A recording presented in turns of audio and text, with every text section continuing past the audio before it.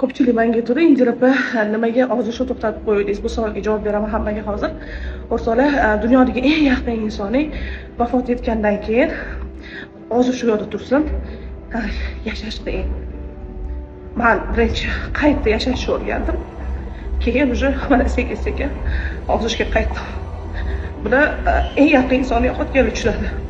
Lekin men juda kuchliman va xudo xohlasa hali hammasi oldida sizlarni yaxshi qilaman. Xudo xohlasa opa, oldingizga bitta maqsad qo'yib oling-da hozir. Bitta ozaman, jeda qilib ko'raman, lecheniya olib ko'raman emas, bo'ldi, kirishing. Agar kirishmasangiz, oldingizga shu narsani maqsad qilib qo'ymasangiz, qila olmaysiz.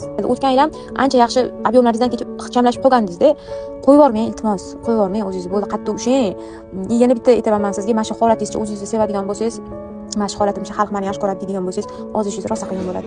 Oldingi safar ozgandim, Sobirxon bilan. Hozir dashni ozamiz, qaror qildik va mana bugun qon topshirdim.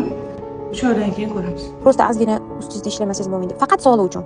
Faqat sog'liq uchun. Kerak emas ani odamlarning ko'zi uchun emas, faqat sog'lig'ingiz uchun ozing. Men Allohdan so'rayman, ilohim, birinchi navbatda Alloh shifoni Alloh beradi, lekin bu kasallikdan tuzalasiz, tuzalmaydi degan joyi yo'q.